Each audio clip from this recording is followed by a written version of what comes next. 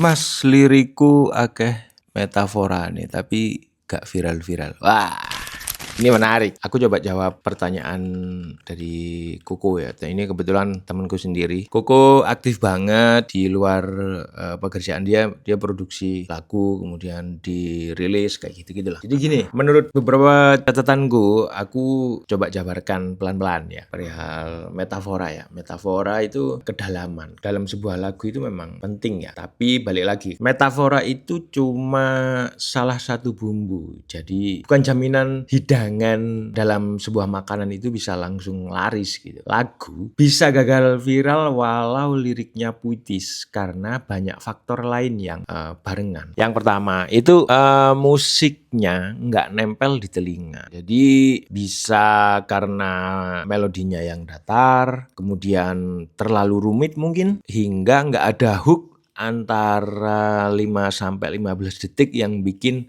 kita pengen muter lagi nih lagu gitu. Viral itu soal repeat, pengulangan. Poin yang kedua, sebuah lagu itu nggak punya potongan yang viral ready. Waduh, itu bahasa teknis ya. Bahasa ini muncul karena era TikTok dan Reels sih. Jadi yang viral itu bukan lagunya, tapi potongannya. Sering kan tahu, atau bahkan aku taunya dari anakku sendiri. Dia itu mengulang-ulang potongan-potongan lagu, dan waktu tak tanyain ini lagu siapa, Jani itu nggak tahu ini lagunya siapa. Dia cuma hafal aja potongannya. Jadi metafora boleh dalam, tapi kalau nggak ada satu baris yang langsung kena di ingatan, susah nyebarnya. Ya banyak contohnya ya. Misal ada kata-kata kayak gini nih. Aku capek tapi pura-pura kuat.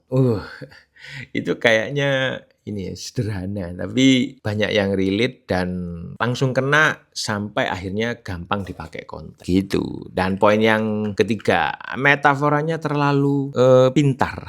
Mungkin bisa dibahasakan terlalu puitis, terlalu sastra mungkin. Sering kejadian maknanya bagus, tapi pendengar butuh mikir dulu. Balik lagi, masalahnya tentang sebuah konten atau lagu itu bisa viral karena dikonsumsi sambil scroll. Otak lagi mode cepat. Kalau harus mikir 10 detik sampai 15 detik, orang keburu skip deh. Kemudian yang poin yang keempat, nggak relatable secara emosional. Metafora boleh indah, tapi viral itu soal, kok ini cerita hidupku banget ya. Kalau liriknya terlalu abstrak, terlalu personal, cuma nyentuh si penulis aja jadinya. Kayak ya penulis cuma menyalurkan idealismenya aja, tapi pendengar itu susah ikut ngerasain. Kemudian poin yang kelima, distribusi lagu dan momentumnya itu lemah. Jadi setelah rilis itu butuh treatment lanjutan. Gimana pola distribusinya, rilis tanpa narasi, tanpa cerita di balik lagu, tanpa push awal.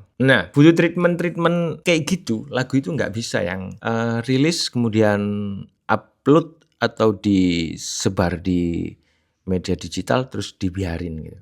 Akhirnya ya tenggelam. Viral itu sering dipantik, bukan murni kebetulan. Kayaknya kamu habis rilis lagu kebanyakan, ya udah gitu, tinggal aja. Bahkan promo buat dipakai story di HP kamu aja, kadang kamu malu ya gue. Berani loh gue. Poin yang keenam, maaf ini soal personal, maksudnya nggak merujuk ke satu orang aja. Bisa lagi persona penyanyinya belum kebaca.